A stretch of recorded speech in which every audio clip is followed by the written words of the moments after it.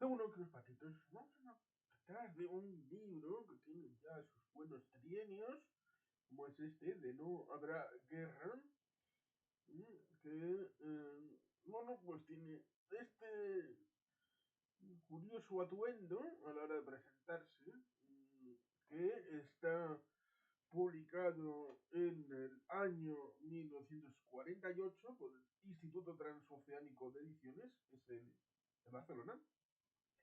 Y en principio, bueno, pues aparte del prólogo del Duque de Maura, tendría a Andrés Recef como el autor.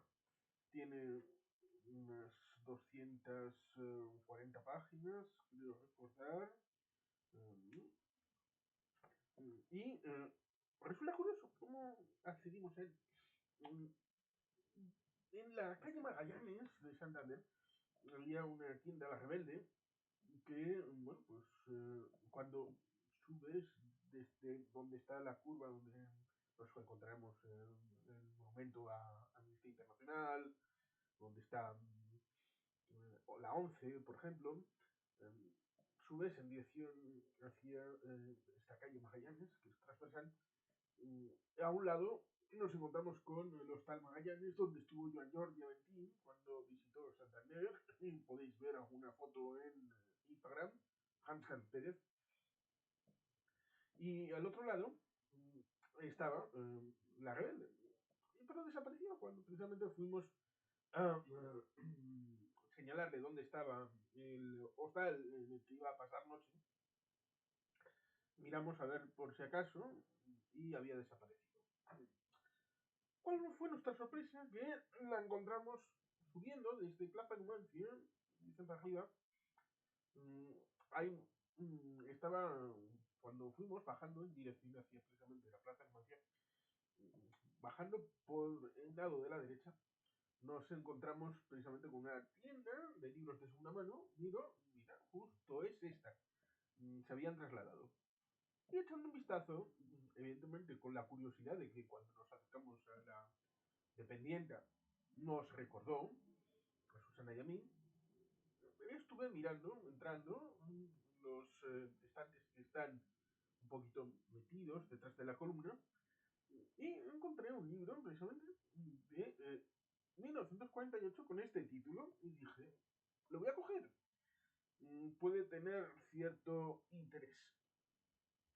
Es un enfoque que podemos diseccionar respecto de el momento en el espacio en el que se publica y parte del contenido, que es lo que Andrés Revez eh, quiere transmitir.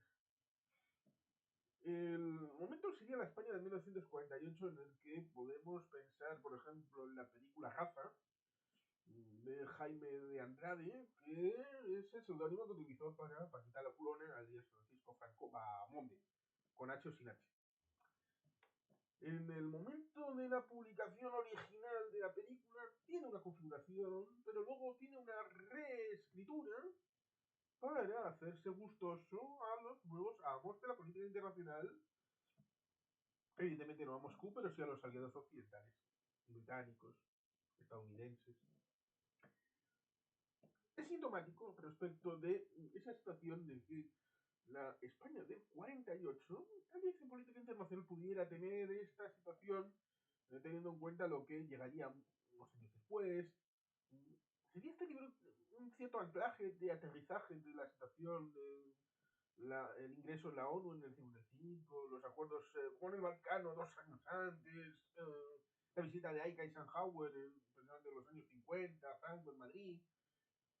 Sería esta una revisión del libro de Castilla del 40 sobre política exterior, sobre los territorios irredentos que reivindicaba el régimen franquista, en paralelo con lo que sería en octubre la visita de Heinrich Himmler en el encuentro en Endaya, del Führer y del caudillo.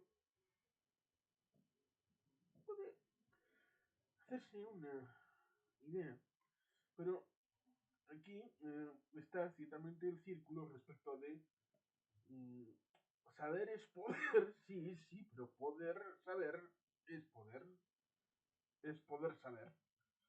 En principio, poder es saber y saber es poder, pero en principio aquí faltaría una es, con lo cual saber es poder sería el elemento, mm, es lo más sencillo, ¿no? De entender. Evidentemente está ahí el tema del prólogo.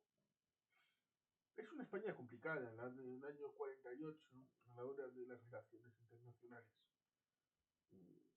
En buena medida estaba el tema con Argentina, con Eva Perón, el grano, la carne. El tema del bloqueo, precisamente de Naciones Unidas, la retirada de los embajadores en Madrid. Y en todo ese medio surgiera un libro como este, que no es ideológico, intenta ser pragmático, intenta ser un libro mmm, geopolítico con una idea nacional. Una idea de que los conflictos en política internacional tienen un marchamo nacional y con independencia del régimen político que pudiera actuar dentro de los límites de cada país, estos tienen unos intereses que trascienden el régimen político y el momento concreto en el que uno está. Y que por eso el título respecto de que no habrá guerra. Recordemos el pequeño detalle que en Fulton, Missouri, en 1946, el señor Churchill dijo lo que dijo respecto de que había caído desde Trieste hasta el Báltico un cortina de acero, un telón de acero sobre Europa. Luego tendríamos el telón de bambú para China. Hay un capítulo que refiere a la situación en Asia Oriental. Luego no tendríamos el tema del telegrama largo, que con George Kennan, que estaba en ese momento en la embajada de Estados Unidos en Moscú, a una pregunta respecto de qué hacer, porque para la política exterior referida a la relación con la Unión Soviética, los presidentes, especialmente citaré Kennedy por el libro que hicimos directo, en donde hablaba precisamente de esos 1000 días de Camelot, en donde respecto de la situación con la Unión Soviética, no solamente se interesaba por el embajador que estuviera en ese momento, sino también recababan eh, los informes de antiguos embajadores de Estados Unidos en Moscú. Ahí se puede entender esa situación, pero el telegrama largo de George Kennan es el que se ha hecho famoso con la doctrina de la contención.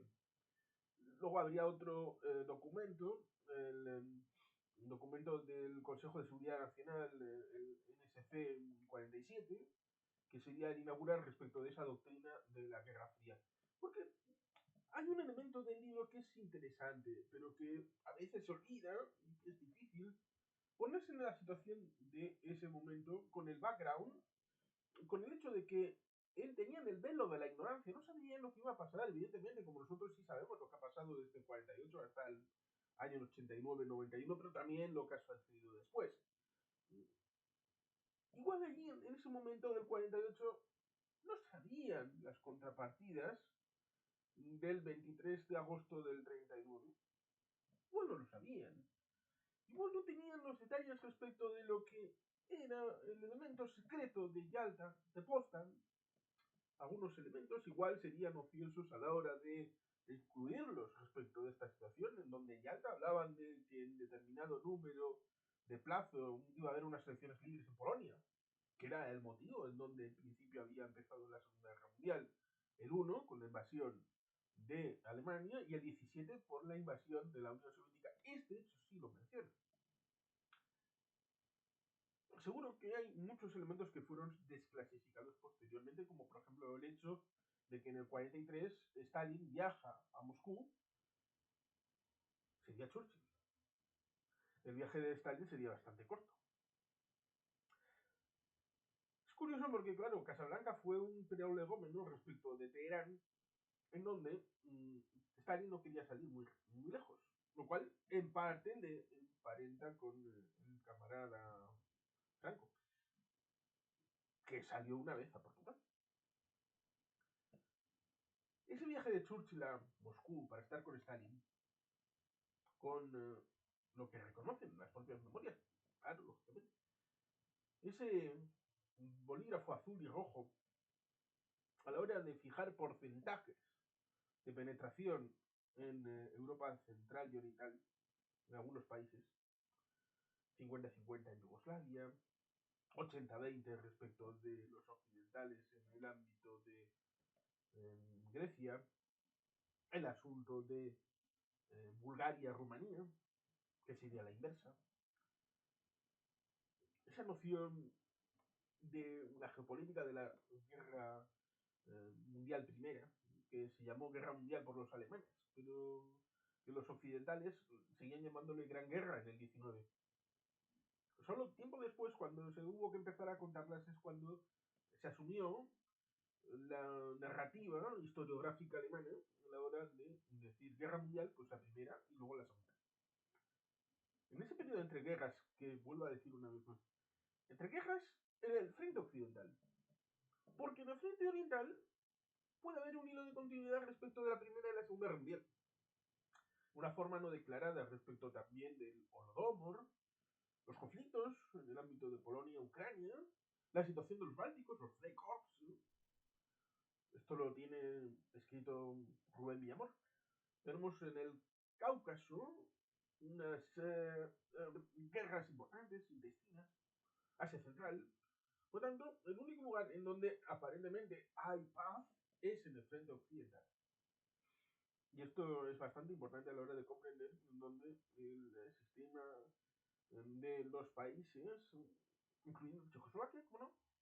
De Checoslovaquia para este lado, en donde, por ejemplo, tenemos ese elemento del puerto de Hamburgo, en donde todavía, hasta el 2028, porque 100 años, del año 1928 hasta el 2028, hay un lugar de soberanía, ahora checa, lugar por donde salieron armas, por ejemplo, para el gobierno vasco, lo cual resulta interesante y curioso para la memoria del año 36 y del 37. En teoría, pasaron por territorio alemán, o eran armas checas vendidas a través de su puerto soberano en Hamburgo y después enviadas por mar a tierra vasca. Fueron importantes después de la situación en el Gueta, en septiembre del 36, para poder que en octubre juramentar en Dakari, en Guernica, el día 7 de octubre de ese año 36. Sí, todo calza, todo tiene sentido, todo tiene su porqué, en el que este Andrés trata de hacer ese fresco, pero evidentemente lo hace desde el conocimiento que tiene en ese momento con la visión en donde su historia, su relato, no puede ser evidentemente hacia adelante, sino tiene que entender el relato respecto de lo que ha sucedido inmediatamente respecto de las batallas en la Segunda Guerra Mundial, y si tiene que tirar más para atrás respecto de la propia Segunda Guerra Mundial, pues tiene que ir al periodo de entreguerras como elementos respecto de cómo fue la política de los individuos, gente que no ha pasado a la historia y que hoy solamente los frikis podemos tener alguna referencia de determinados líderes, pero que en aquel momento tenían cierta importancia. Un Lord por aquí, un Masaryk por allá, pues luego pues, han desaparecido. Evidentemente, reveses no veían lo que un Applebaum respecto del libro este de la destrucción de Europa Oriental, que lo tenemos referenciado en el canal, sí pudo ver. Por ejemplo, es difícil ver desde fuera el control de la policía secreta. Y a través de la policía secreta controlar el Ministerio del Interior.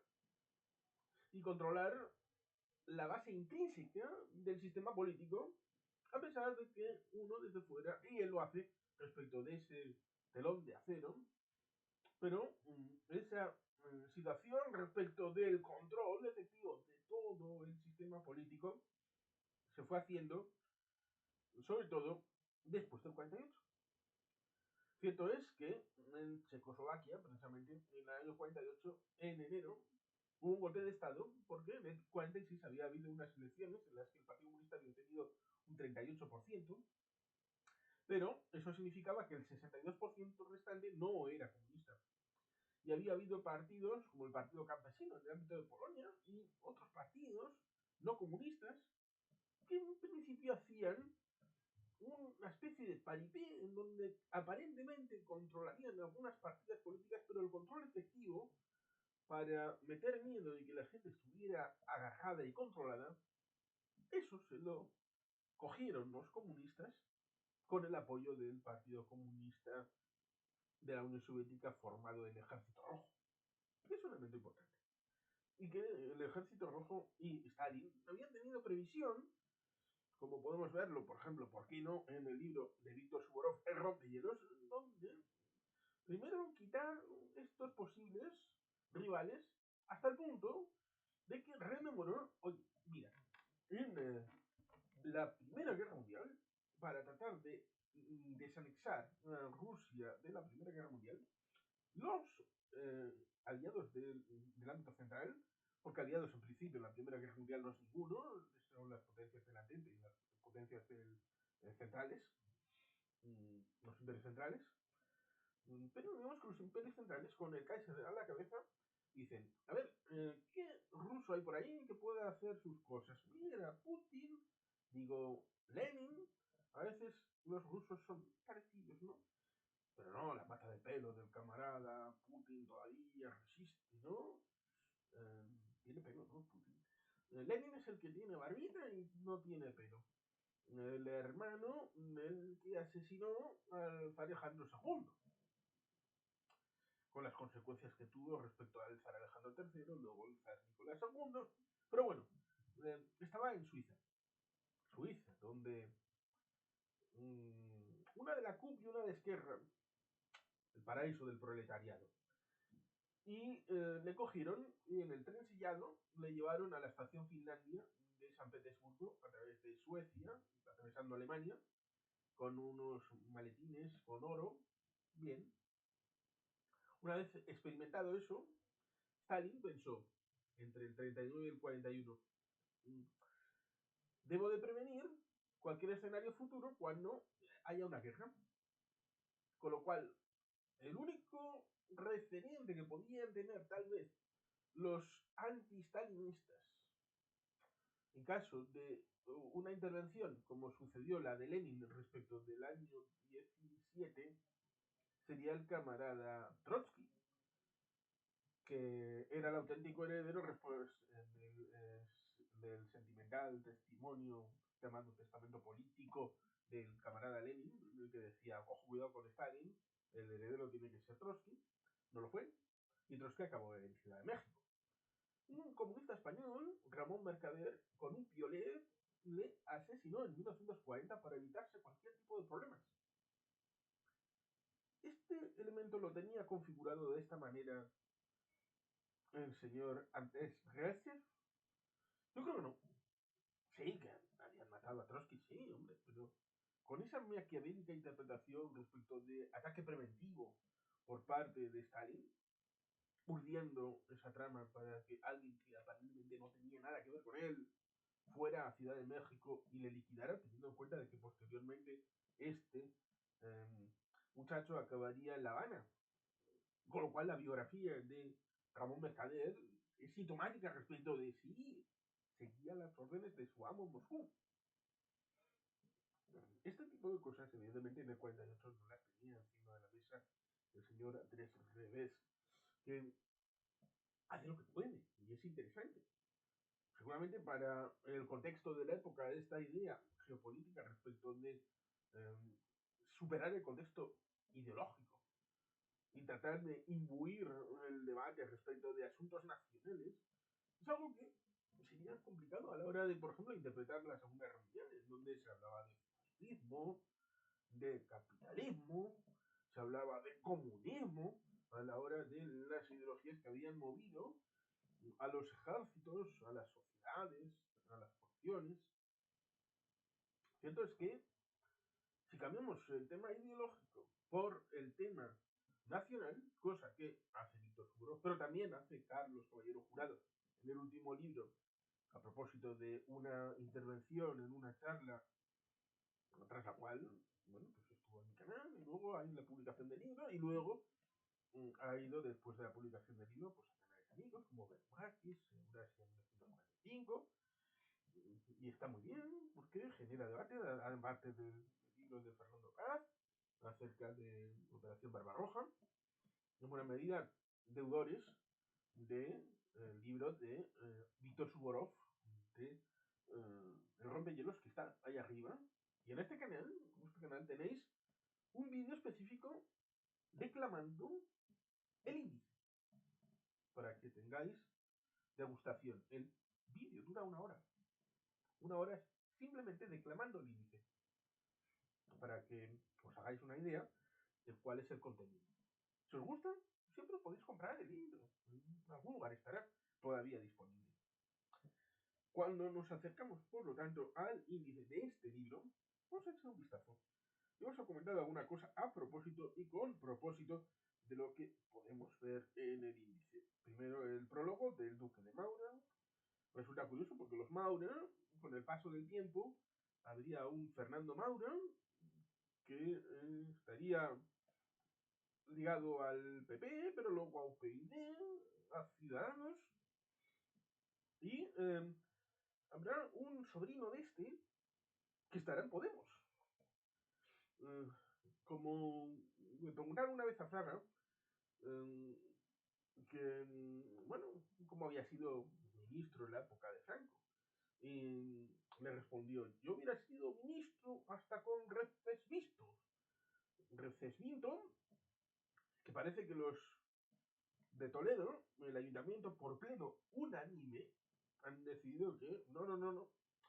El funeral que se hizo en 1845 no vale. Hay que hacer un funeral de Estado por Recesvinto y por otro más. Pero, digamos, volviendo a Fraga, lo que quería decir Manolo Fraga, es que le da igual el régimen político. Él lo que quería era tener poder para sus intereses respecto de transformación política o actuación política, pero digamos, da esa idea respecto de él se hubiera acercado a tener una responsabilidad de poder independientemente del régimen político que hubiera habido, es decir, que si hubiera habido la República Socialista Soviética de España en el año 62, pues igual Manolón hubiera sido también un ministro de Información y Turismo bajo ese régimen socialista soviético comunista.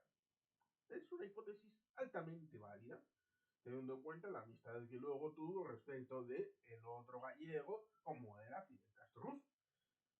Hay sus queimadas tan bonitas.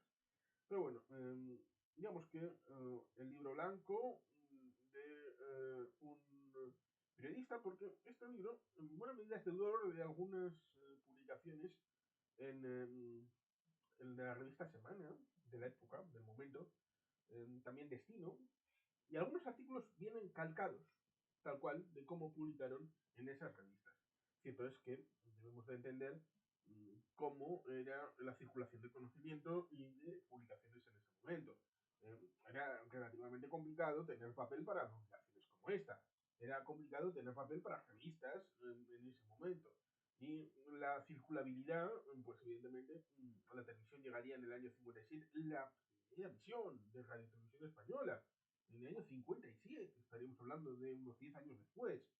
Y estaría la radio, sí, importante, pero sería una limitante bastante importante porque estaríamos haciendo presentismo si pensamos, bueno, esto circuló por millares, pues la gente conocía.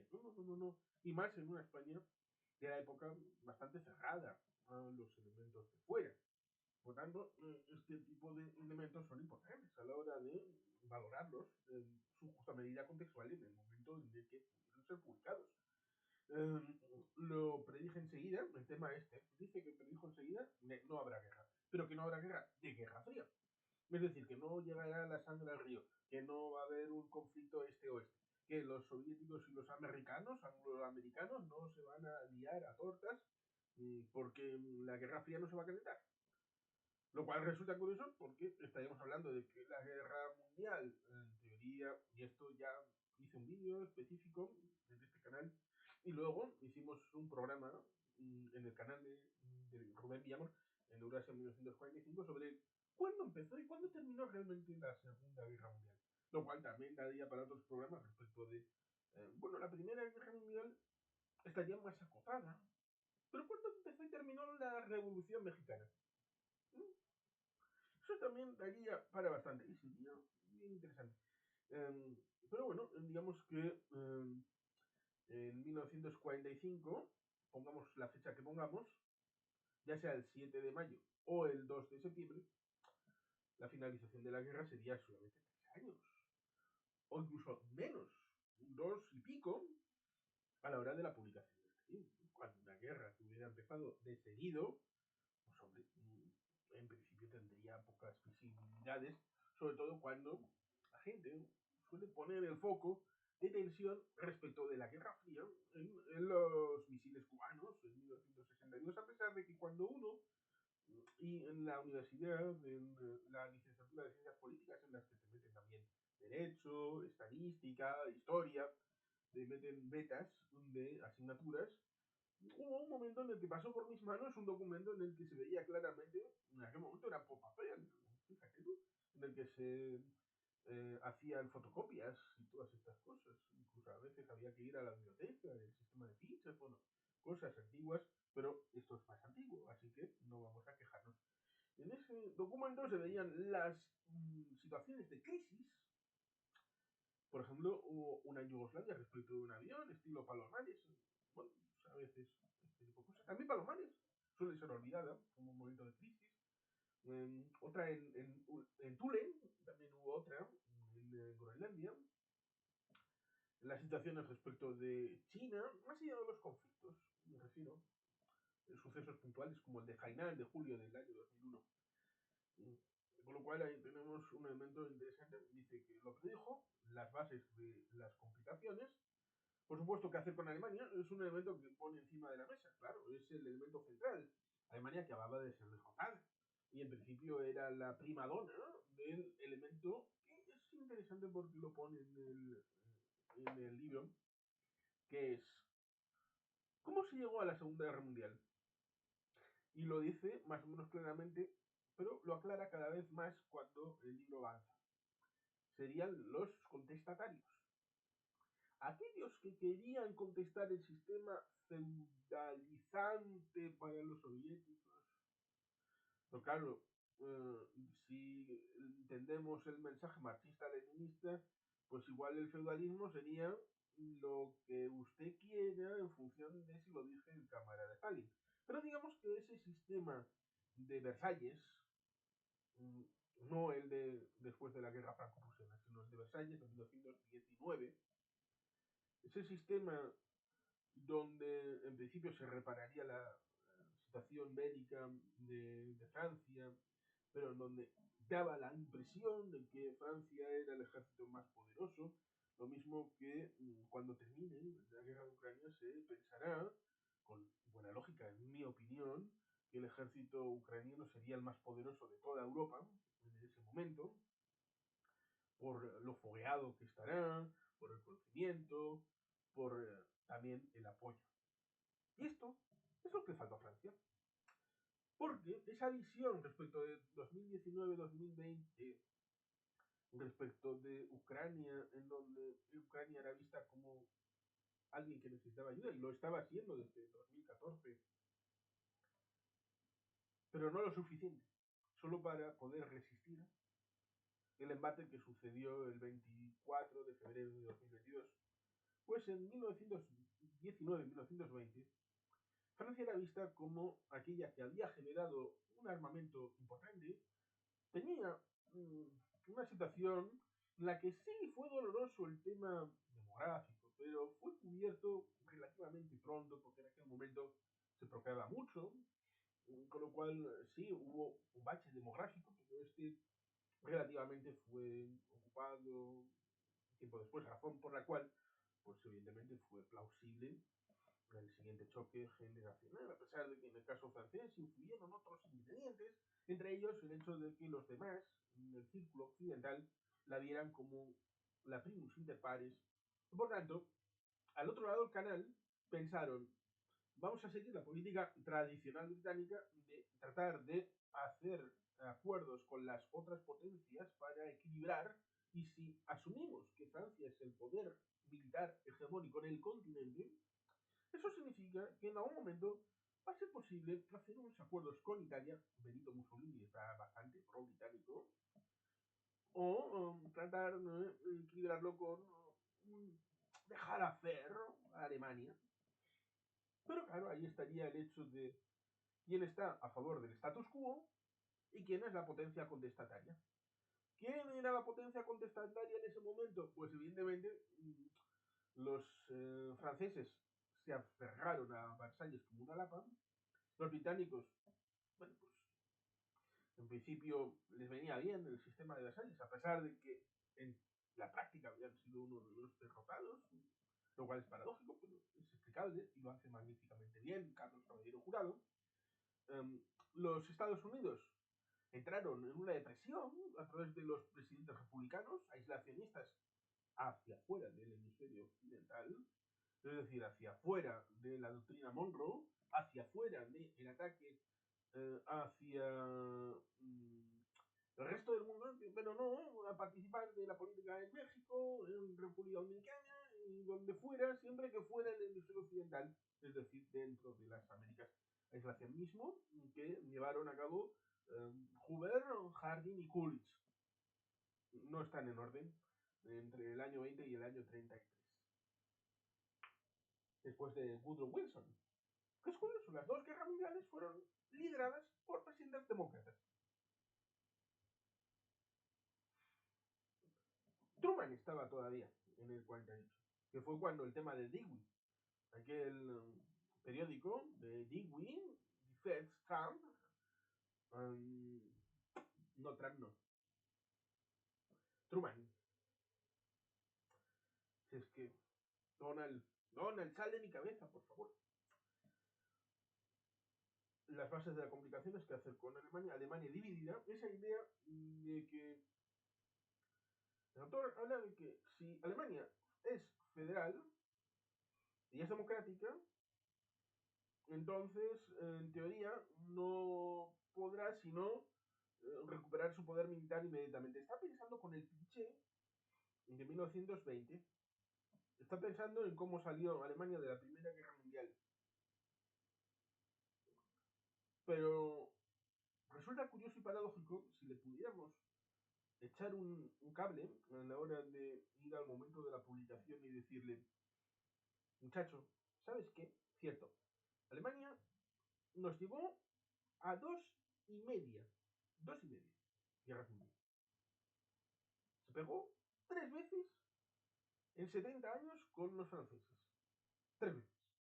La guerra franco-prusiana, la Primera Guerra Mundial y la Segunda Guerra Mundial. Pero estuvo a punto de llevarnos a una tercera guerra mundial, no por su belicismo, sino por su pacifismo. Quedaría estupefacto. Y seguro que diría, necesito saber más. Pero es la verdad. Esa Alemania dividida es interesante porque, claro, estamos hablando de un libro publicado en 1948. Es cierto es que estaríamos hablando del puente aéreo a Berlín, que no creo que lo mencione, no lo recuerdo, lo cual es importante, ¿no? A la hora de la configuración posteriormente, después de ese puente aéreo de 48-49, la situación de la fundación en mayo de la República Federal de Alemania, primero con la bizona entre los angloamericanos y después dándole el coñazo a los franceses para que incorporasen su zona en la cesión respecto de la República Federal Alemana. Y la creación en octubre del 49 de la República Democrática Alemana, Deutsche Demokratische Republik, que es la DDR, que como hacían respecto de la vuelta, la torna, respecto de los campos de concentración, respecto de luego los gulags, los alemanes a los rusos les decían Davai, Davai, Rabotai, DDR. DDR. Con lo cual ahí tenemos un elemento que luego cuando habla de Austria, por ejemplo, respecto de ciertos intereses que también se pueden hablar en el ámbito geopolítico. Por ejemplo, hay vídeos de cosas curiosas que pudieron pasar en ese momento. Por ejemplo, que Bélgica o Países Bajos ampliaran territorio a costa de Alemania. Eso se planteó. ¿Sucedió? No. Pero que no haya dejado secuelas en la geografía del mundo, es decir, en la geografía, en el mapa, no significa soviética en algún momento no se hubiera planteado. Lo mismo que aquí habla, por ejemplo, en el ámbito del final, en donde habla reclamación yugoslava a Austria, por ejemplo. Cosas que se plantearon, sí, evidentemente hay cosas que están en la historia, pero que luego no dejan huella. Por ejemplo, el Oder-Neisse. En principio, el Oder-Neisse iba a ser el occidental o el oriental. Iba a ser el oriental, por el tema de una parte de la Silesia que estaba poblada por alemanes. Otra cosa es que Edward Bennis o el ámbito de Polonia o la Unión Soviética llegaran a expulsar después de la Segunda Guerra Mundial, a partir del 45, a 12 millones de alemanes. Como dice Giles McDonough en su libro Después del Reich. Cosa que también es importante a la hora de visualizarlo todo. Cierto es que no viene en el etéreo, que viene inserto dentro de un marco general en donde han sucedido cosas y muy graves, muy importantes. Pero también cabría señalar que el acuarelista austriaco sería medalla bronce de los genocidas del siglo XX, en el que en primer lugar estaría Mao Zedong, en segundo lugar estaría Stalin, y en tercer lugar estaría el acuarelista austriaco. Por tanto, ciertamente las cosas requieren de su justa medida.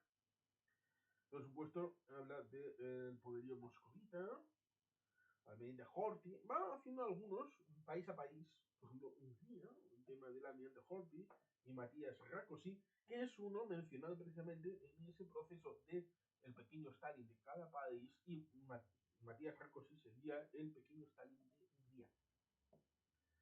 Recordemos luego lo que pasó. Claro, aparte del hecho de que Austria sí tuvo un acuerdo de liberación, entre comillas, en donde había habido un elemento separatorio con las mismas divisiones respecto de Alemania, pero no hubo la misma situación en donde recordemos que ciertamente el juego hizo que el mundo antifascista se elevara en agosto del 61, con lo cual había una situación más o menos curiosa respecto de cuáles son las fronteras interiores de Alemania y Austria, cómo se gestiona esto, la situación de que Viena estaba tan dividida por sectores como Berlín, pero se sustanció la noción de que Austria era la primera víctima. La primera víctima del nacionalsocialismo era Austria. Lo cual ciertamente resulta curioso cuando posteriormente llegará Kurt Waldheim a la Secretaría General de la ONU. Y que solamente se descubrirá que no había estado en el campo plácidamente, sino haciendo otras cosas, cuando llegó a ser presidente de Austria, del 81 al 92. Entonces ya no pudo salir de Austria. Así que ciertamente resulta pintoresco ese hecho de que evidentemente en el libro no viene ese 55 con ese acuerdo, en donde la Unión Soviética tenía capacidad de negociación y de imponer ciertos criterios, cosa que por ejemplo luego no tendrá en 1990 con el acuerdo 2+4, en donde no podrá impedir el estatus de incorporación efectiva de la RDA con la asunción de la ley fundamental de Bonn, que era la constitución de la RFA y de las estructuras eurooccidentales, tanto la OTAN como las comunidades europeas. Así a pelo.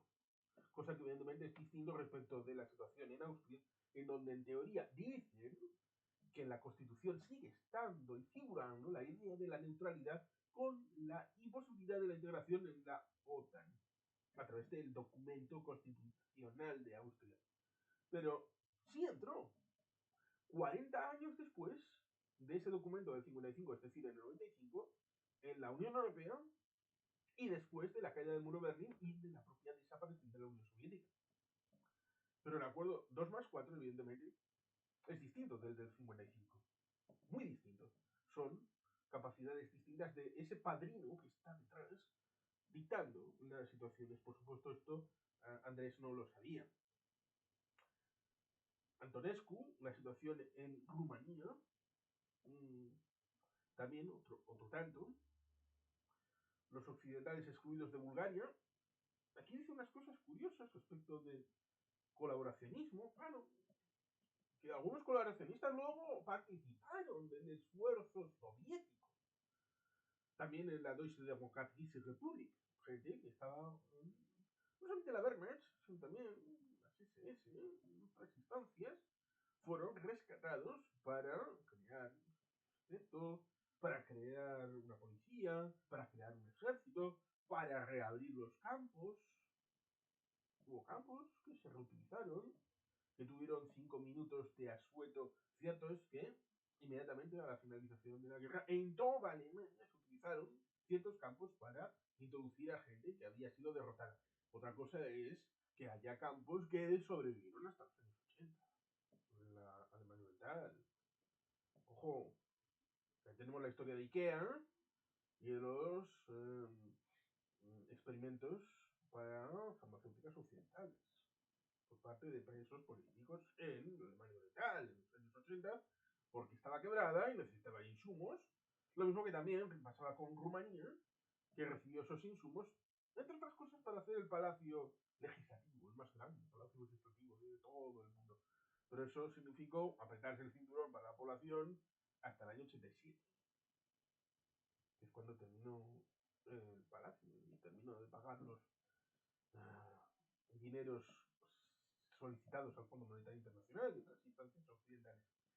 Es que las cosas tienen su consecuencia.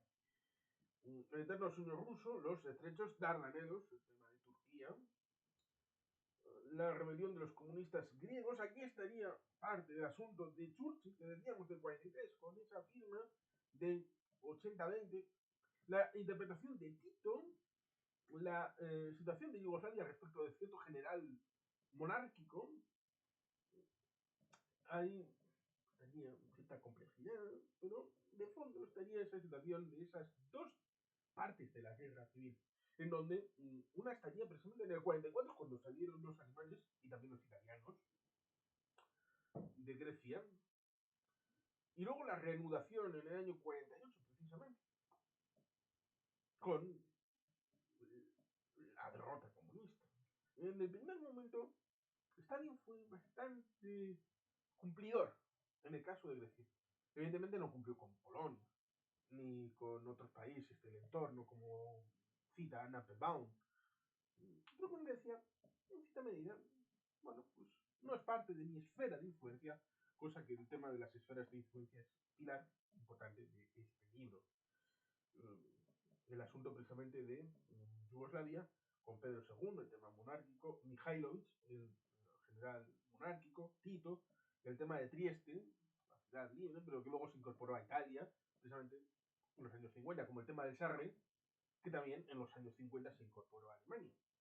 Pero había este tipo de estados libres que han sido borrados de nuestra memoria, y sí sucedieron respecto a una suerte de disgregación en donde pues igual Sarre acababa en Bélgica, o igual acababa en Francia, o acababa en país independiente, teniendo en cuenta de que participó como selección propia en eventos deportivos durante un cierto tiempo.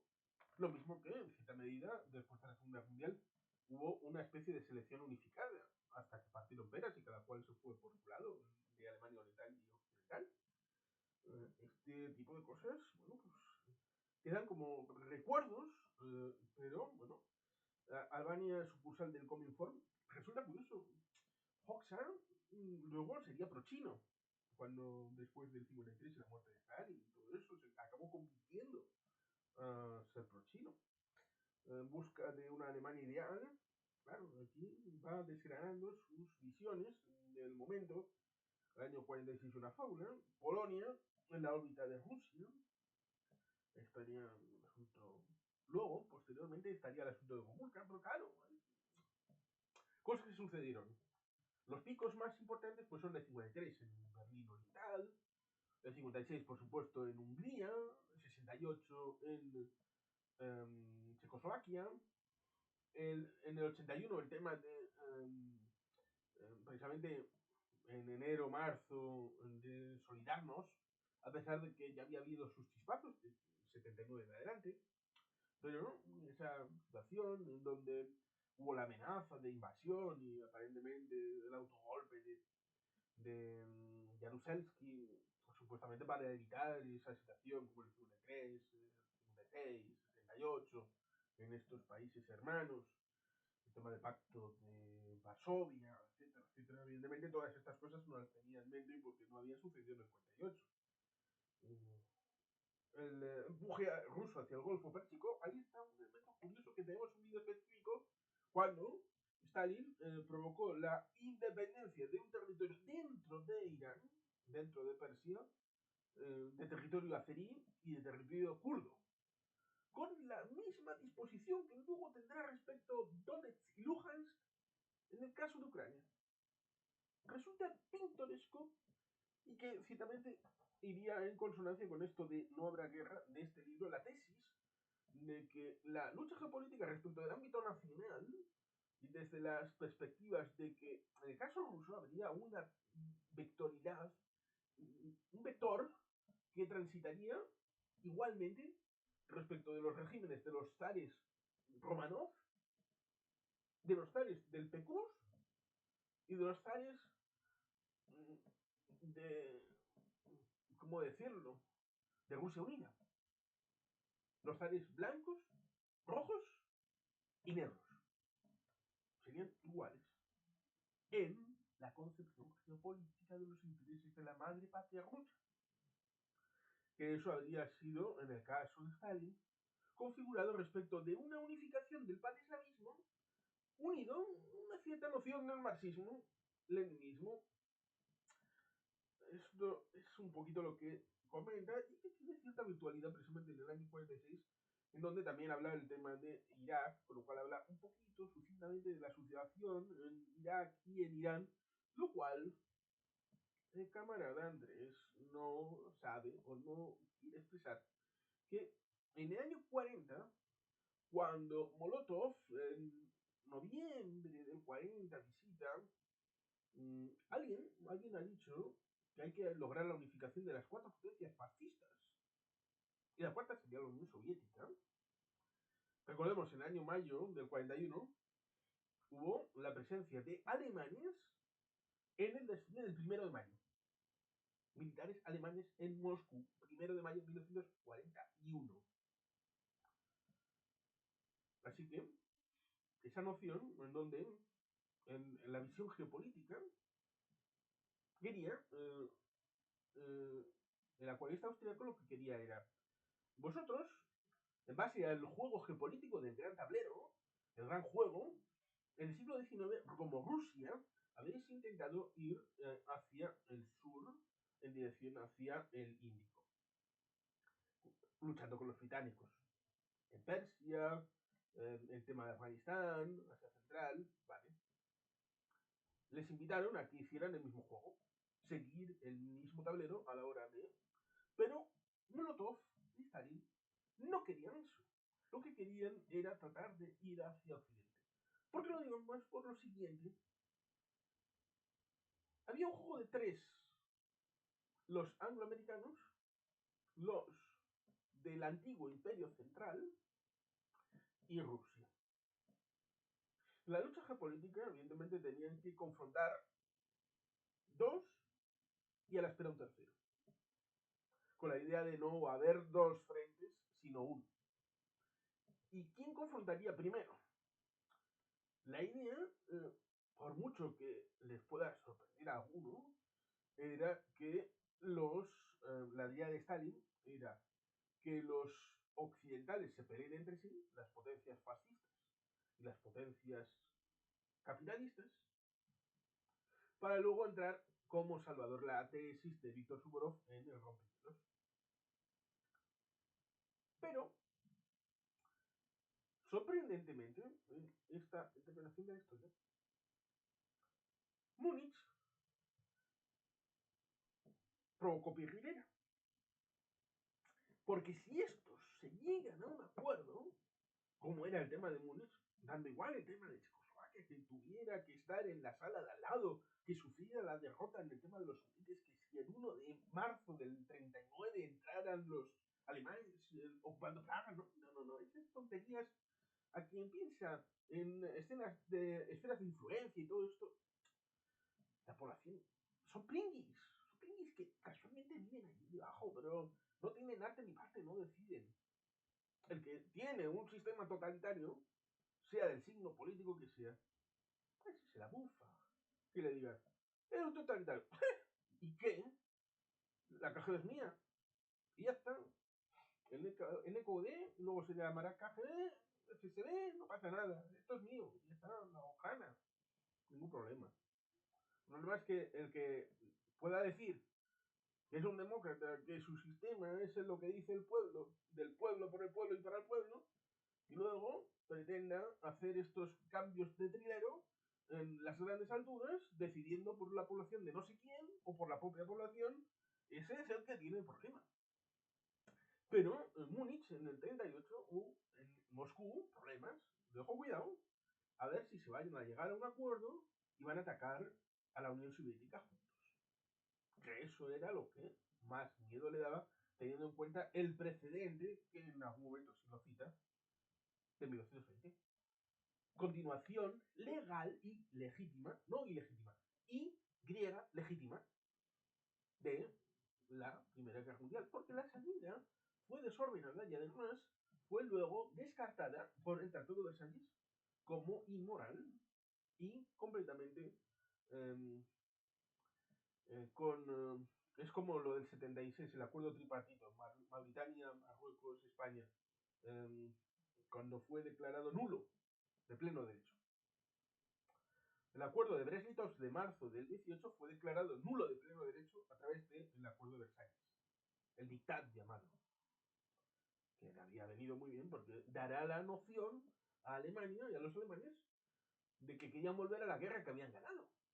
Y la guerra que habían ganado era aquella que había remachado con el acuerdo de Brest-Litovsk, en cuyas dudas había hecho que llegaran a Tbilisi al final de esa Primera Guerra Mundial. Lo cual es alucinante, porque claro, el mal recuerdo y el mal cuerpo lo tenían respecto del frente occidental, olvidando que habían tenido esa situación en el frente occidental en agosto respecto del colapso que tuvo Ludendorff, respecto del Bajo Oriente que había sido los Balcanes. Es decir, que en teoría podríamos decir que la Primera Guerra Mundial empieza en los Balcanes y termina en los Balcanes. En la conceptualización respecto del armisticio, claro.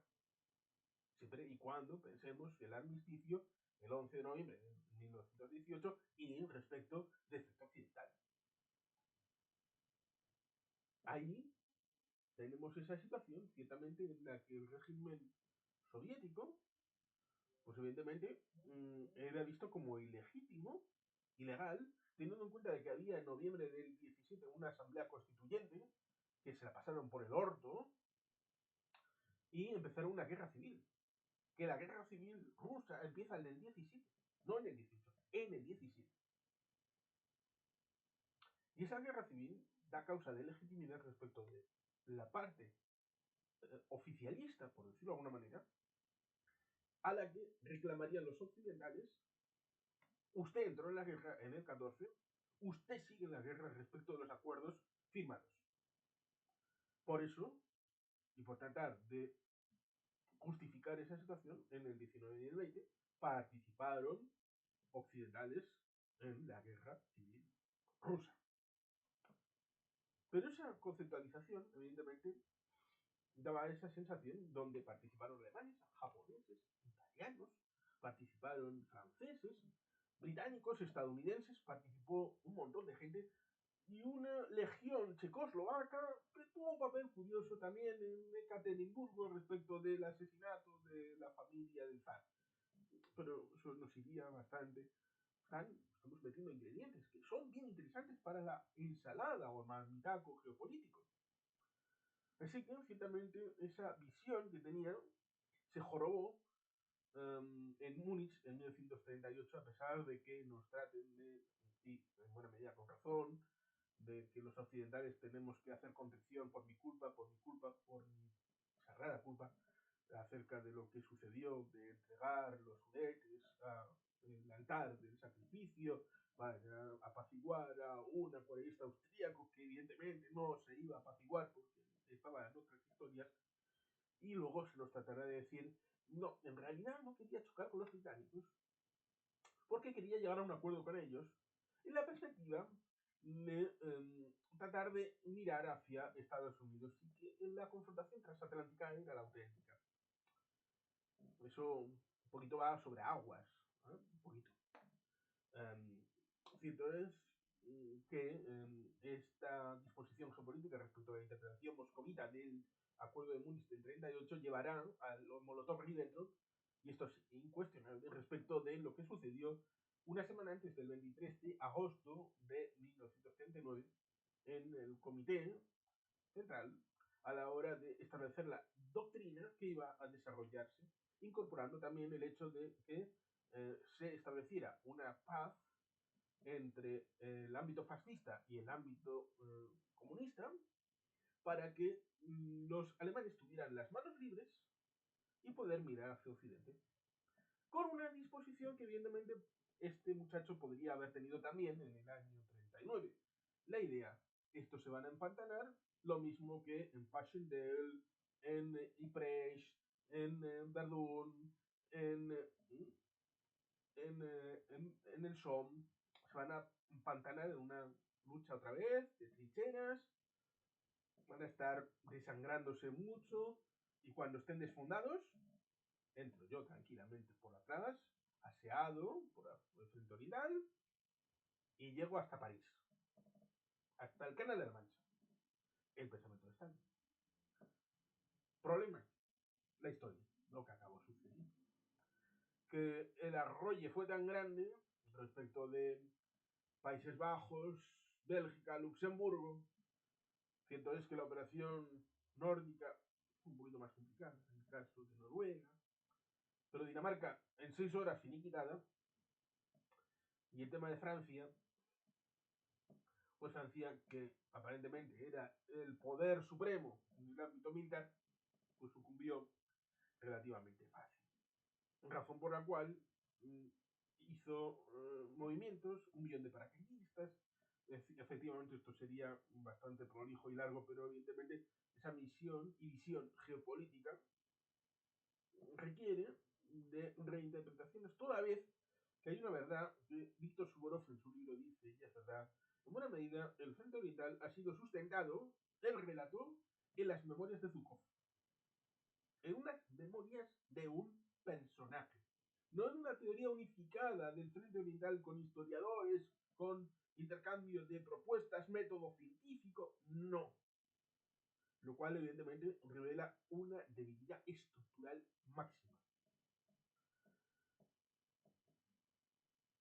Estábamos en Golfo Pérsico, luego el tema de India, la situación en la India y Pakistán, en el año 47, evidentemente no conoce la situación que evolucionará posteriormente, evidentemente sí sabe el tema de los principados, esos cientos de principados, no menciona a Cachemira, lo cual resulta sintomático, curioso, la problemática que va a haber en décadas posteriores con el tema de Cachemira, pero sí un principado de la zona sur que tenía un príncipe distinto de la mayoría poblacional. Si hubiera sabido lo de Goa en el año 62, igual habría escrito otra cosa. Pero claro, eso es adelantarse al futuro.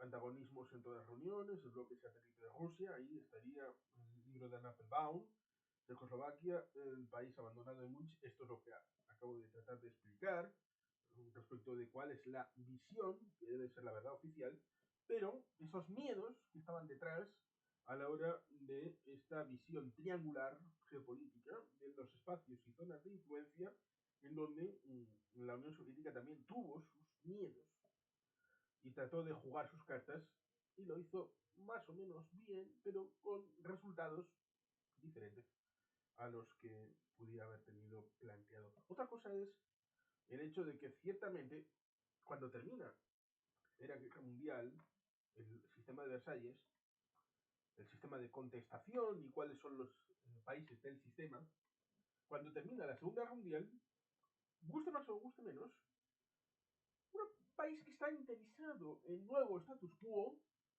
tal y como se acabó desarrollando por la vía de la fuerza, sin más desarrollo respecto de las zonas de influencia, sería la Unión Soviética. Por tanto, no sería contestatario en sí, como país. Ideológicamente sí, porque evidentemente la Unión de Repúblicas Socialistas Soviéticas con el escudo sin fronteras del mapa del mundo, revisen, vayan a buscar en Google mapa de la Unión Soviética, ahí sí hay fronteras, pero si uno mira el escudo de la Unión Soviética, ahí no hay fronteras. Hay un globo y debajo no hay fronteras. Unión de Repúblicas Socialistas Soviéticas. ¿Podría entrar México? Sí. ¿Mongolia? Sí. ¿Sudáfrica? También. ¿Marte? También. ¿Por qué no? Así que ojo, cuidado. A darle un poquito ahí la vuelta al pensamiento. Eh, Checoslovaquia, bueno, también Rusia preconizaba la gran nacionalidad. Aquí estaría el tema de Manchuria, donde se ha hablado de Manchukuo, Puyi, el último emperador.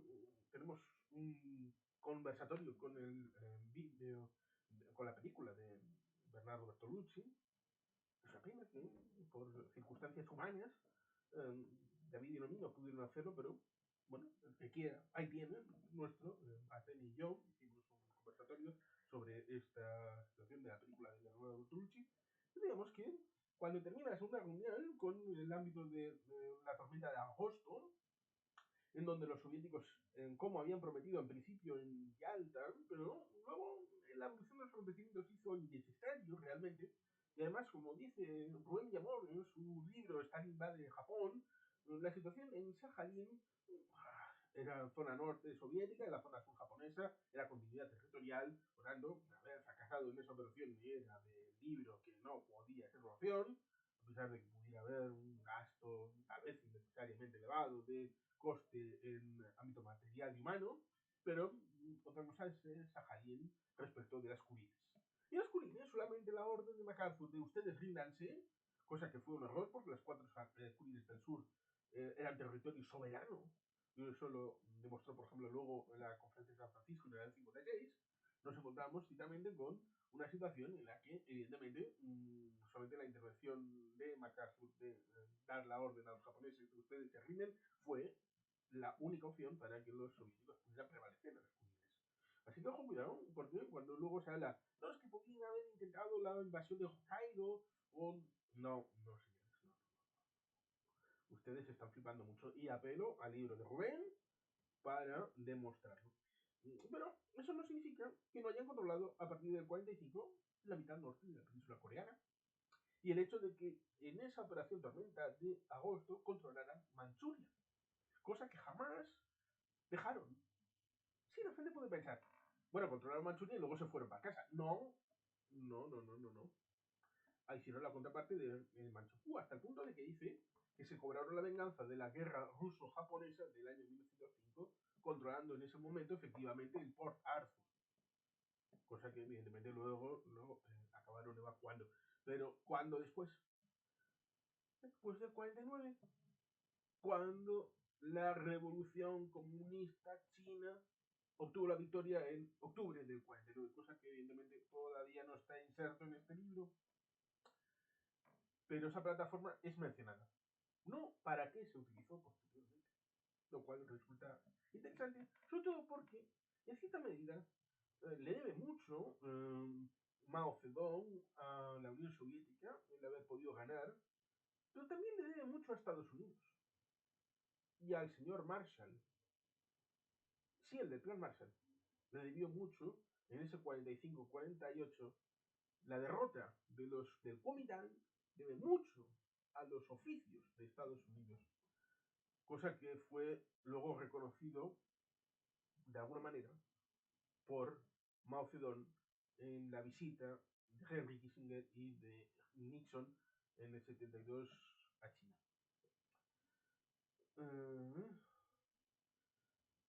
Lo que no ignora Stalin, coqueteo entre Washington y Moscú, no es posible transigir, la venganza de los nipones. Esto dice la venganza de los nipones, en cierta medida por algo que ha escrito Rubén Villamor respecto de Indonesia, con la independencia el 17 de agosto del 45. Un elemento interesante, que bueno, es un capítulo que avizora el libro de Rubén sobre precisamente las islas neerlandesas, en esa situación de la Segunda Guerra Mundial, lo cual es un libro también bien interesante. Hicimos un conversatorio al respecto, creo recordar, aunque sí creo que fue eso de ese periodo histórico. Y si no, en su propio canal, en Eurasia 1945, está puesto.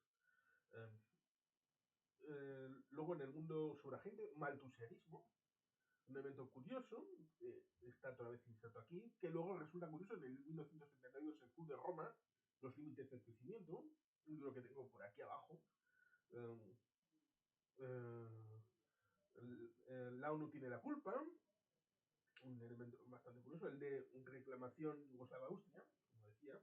El factor económico monetario, un elemento interesante porque en el año 48 estaba en pil respecto del marco y qué moneda iba a funcionar en las dos Alemanias, o las tres Alemanias, o las cuatro Alemanias, o las Alemanias que fuera, y que fue importante a la hora de llevar a cabo el tema de la realidad del bloqueo de Berlín, contestado con el puente aéreo, respecto de esa idea de unificación monetaria de una sola moneda para toda Alemania.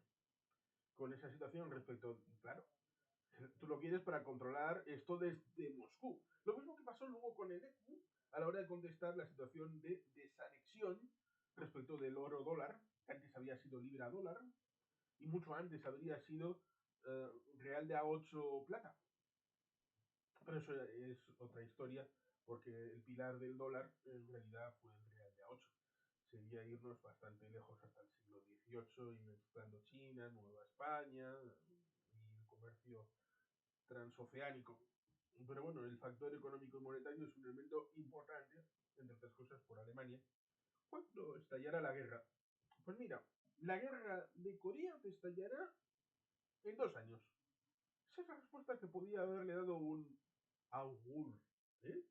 Y hasta entonces hubo pacifistas que hicieron de socaire geopolítico a la hora de poner encima de la mesa cosas como esta. No digo que sea el asunto de Andrés Hetze, pero había algunos que sí decían que no iba a haber guerra, que todo paz, que evidentemente había que desarmarse, ideológicamente también, pero eran agentes de Moscú a la hora de soltar según qué discursos. Eso también hay que tenerlo en cuenta, incluyendo el tema de átomos para la paz. Um, la campaña ruso-fila de Wallace. Um, Wallace había sido vicepresidente entre el 40 y 44. Se especuló con que pudiera obtener la candidatura del 48, porque claro, habría sido el vicepresidente del 44 con Roosevelt, pero al final Roosevelt acabó decidiéndose por Truman, que fue el que acabó heredando. Es un what if. ¿Qué hubiera pasado si hubiera sido el vicepresidente de la fórmula del 44 y entonces hubiera sido el presidente y hubiera sido el presidente del 45, claro, en abril, con la muerte de Franklin Delano Roosevelt, y se hubiera obtenido la victoria en el 48? ¿Cómo hubiera sido la situación? Yo creo que no hubiera sido diferencial porque Roosevelt era bastante creyente en los buenos oficios de Stalin, a pesar de que luego se ha sabido que en Yalta tenían pinchado todo, lo sabían todo, tenían... Nunca hubo que haber hecho esa cosa en Yalta, estaba demasiado en casa de los soviéticos. Pero bueno, era muy crédulo, era poco... Resulta curioso, en esto se parecería a Trump en parte, a pesar de que le va a doler bastante a alguna gente. Trump, cuando llama a Putin, parece que le cree en todo. Y luego se cabrea cuando le demuestran que le ha mentido y que le ha dejado en ridículo. No es tanto, no es tanto. Franklin Delano Roosevelt tenía esa situación de la bondad respecto de Stalin, el sacrificio que habían hecho, pero claro, a la luz del Víctor Suvorov, el rompehielos, ese sacrificio con ese desmerecimiento del valor de la vida humana, metiéndola a la picadora de carne, dándole igual 1 millón que 50 millones, pues es algo que debería haber valorado. Pero Wallace, bueno, ¿qué habría hecho de diferente respecto de el timo de la estampita que sucedió respecto de Yalta en Potsdam y posteriormente a Potsdam? Son preguntas que evidentemente son what if. Lo de los 4 millones de soldados rusos, resulta ciertamente curioso. Y luego el indispensable bloque occidental, ahí girando un poquito, casi cerca de las conclusiones, y poniendo otros elementos como tan peligrosos como la guerra misma, sangre en Tierra Santa. Aquí estaría el tema de Tierra Santa, en donde la situación en mayo del 48, con la independencia efectiva de Israel, la partición del 47, bueno, se trata de avisonar un poquito esto, de lo que había sucedido, de lo que iba a suceder. Resulta ciertamente curioso un pequeño detalle en dos porque viene explícito un elemento que normalmente se suele tener no en cuenta, y es aquí, es interesante, en este párrafo. La impunidad del gran mufti Husseini, esto lo añado yo, al-Husseini, que estuvo en el 41 con Hitler, que recogió 300.000 soldados musulmanes para Hitler. La impunidad del gran mufti ha contribuido a exasperar los ánimos de los judíos de Palestina. Palestina como unidad británica. Cuando juzgamos y condenamos sus exageraciones, solemos olvidar los terribles sufrimientos de la raza en la Alemania hitlerista y los países vacíos. Un elemento interesante. Porque recuerdan el papel no solamente de Al-Hussein, el gran mufti, antes, en la Segunda Guerra Mundial, sino también en el 48, que radiofónicamente dijo claramente: nuestro papel y misión es tirar a esta gente al mar. A todos. Evidentemente, después de la SOA, eso quería decir algo muy claro, muy clarito.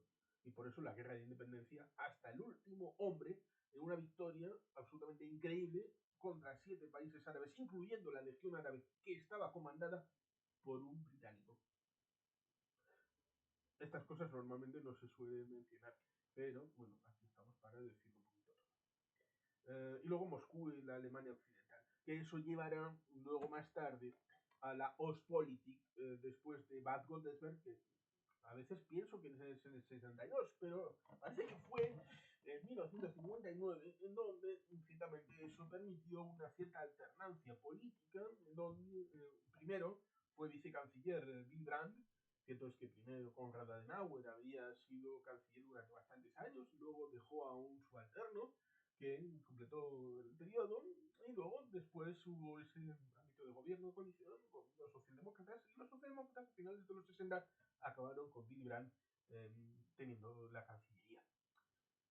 Esa política de la Ostpolitik, pues ciertamente tiene sus más y sus menos respecto de Erich Mielke, Markus Wolf, la Stasi, la situación de la RDA, su propia crisis económica, que fue más que evidente en los años 80, pero que evidentemente hunde sus raíces de todo el ámbito. Y el hecho de que ya Stalin, antes de morir, ya supo que el glacis de seguridad de Europa Central y Oriental era antieconómico, pero era un glacis geopolítico, que es, evidentemente, sí, desde un punto de vista ideológico, el autor nos dice, esto no, la guerra no es ideológica, la guerra es nacional. Pues seguro que tampoco compartirá el axioma de que la guerra es económica, sino que es nacional. Es decir, que si es un pozo sin fondo, pues hay que hacer ese sacrificio y se hace. Siempre y cuando se esté en ese esquema respecto de zonas de influencia, respecto de luchas nacionales y respecto del sistema, si eres parte de los que sostienen el pilar del sistema o si eres contestatario del sistema. En base a esas ideas es en las que basa su tesis de no habrá guerra abierta, como tercera guerra mundial, cosa que efectivamente no hubo. No hubo en la práctica, salvo en esos conflictos periféricos en los que podemos incardinar en buena medida la Guerra Fría y su existencia.